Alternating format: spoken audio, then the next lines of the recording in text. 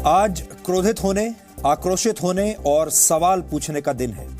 कठुआ की 8 साल की जिस बच्ची के साथ गैंगरेप हुआ और हत्या हुई, उसे इंसाफ तभी मिलेगा जब इस मामले का पूरा सच बाहर आएगा। लेकिन दुख की बात यह है कि सच की फिक्र किसी को नहीं है। सबको अपनी राजनीति और अपने एजेंडे की चिंता है। अब तक इस मामले में आपको सिर्फ आधा सच यानी अर्ध सत्य ही बताया गया है।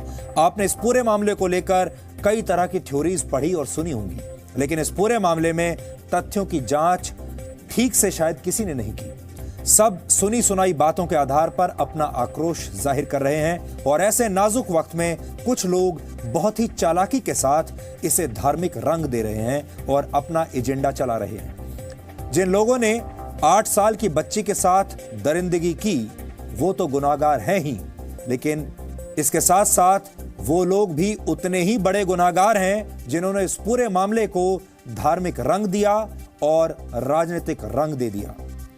आधी अधूरी सूचनाओं के इस जाल में असली खबर को खोजना और उसमें छिपे सत्य को समझना बहुत मुश्किल होता है।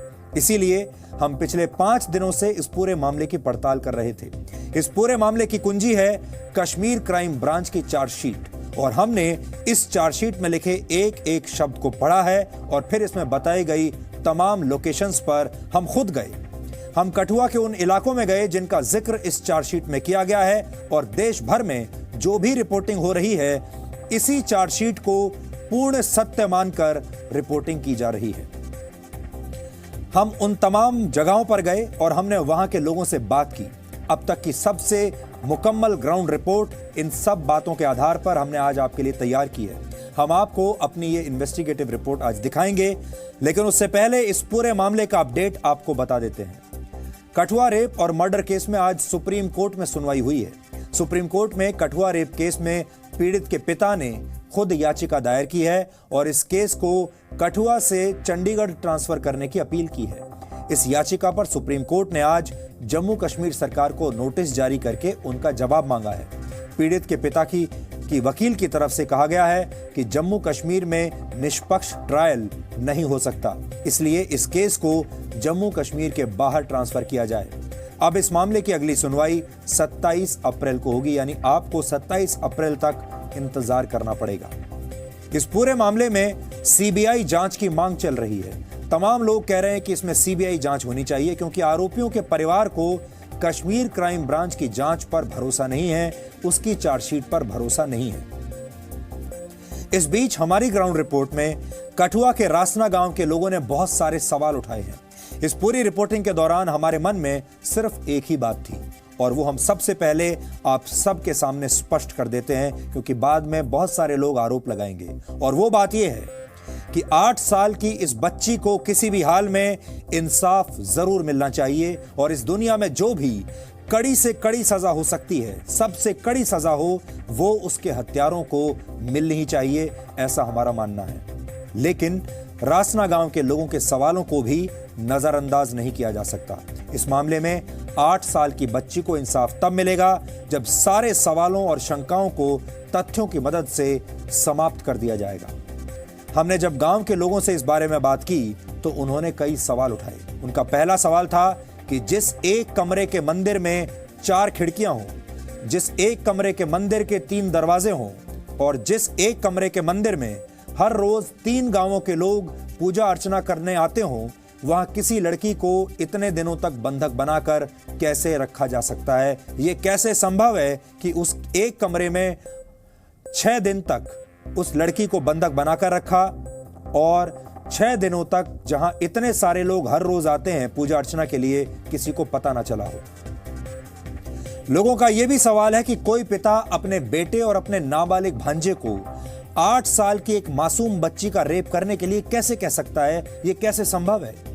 बच्ची का शव जिस जगह पर मिला, वो जगह आरोपी सांजीराम के घर के बहुत पास है, इसलिए लोग ये भी सवाल उठा रहे हैं कि सांजीराम ने लड़की की हत्या करने के बाद उसका शव अपने घर के इतने करीब क्यों फेंका या फेंकवाया। स्थानीय लोगों की माने तो 15 जनवरी को इस देवी स्थान में एक भंडारा भी हुआ था, जबकि क्राइम ब्रांच की चार्जशीट में यह लिखा है कि इसी 15 जनवरी तक लड़की इसी देवी स्थान में मौजूद थी।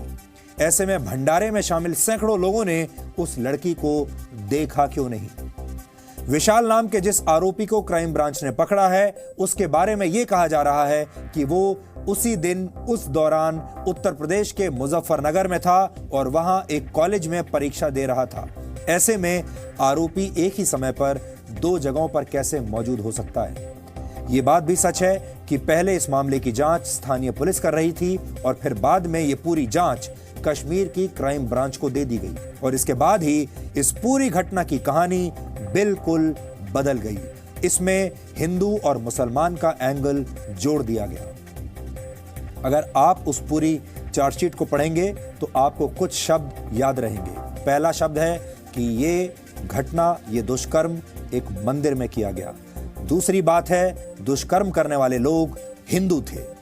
तीसरी बात है, जो मासूम जिसके साथ ये बलात्कार हुआ, ये दुष्कर्म हुआ, वो मुसलमान थी। अब आप अंदाजा लगा सकते हैं कि चार्जशीट की पूरी कहानी किस तरफ जा रही है और पूरा देश इसी एंगल पर चल रहा है। पूरा देश इसी कहानी को सच मानकर बैठा है और बहुत सारे लोगों को यह सूट करता है। कश्मीर की क्राइम ब्रांच में एक ऐसा अधिकारी भी शामिल था जिस पर खुद रेप और हत्या का आरोप था। इसके अलावा उस अफसर के हुर्रियत कॉन्फ्रेंस के नेताओं से भी बहुत मधुर रिश्ते बताए जाते हैं। स्थानीय लोगों का यह भी कहना है कि जब यह जांच क्राइम ब्रांच को सौंपी गई तो क्राइम ब्रांच ने इस गांव यानी रासना गांव के कई लोगों को थाने में बंद करके उन्हें टॉर्चर किया।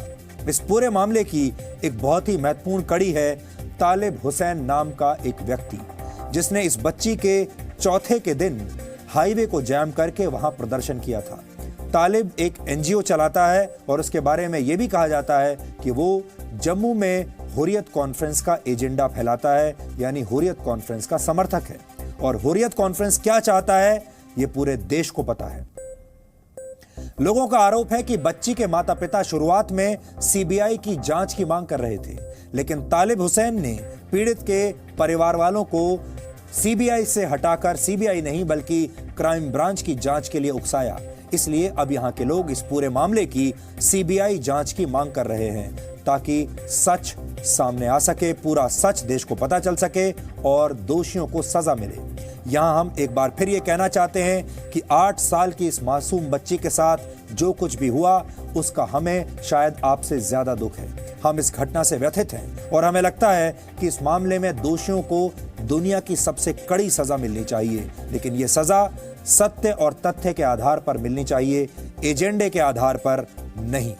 देश में जब एजेंडा चलने लगता है तो कई बार सच बहुत धुंधला हो जाता है, दिखाई नहीं देता और फिर एक ऐसी रिपोर्टिंग की जरूरत होती है जो तमाम तरह के पूर्वाग्रहों से दूर हटकर की जाए।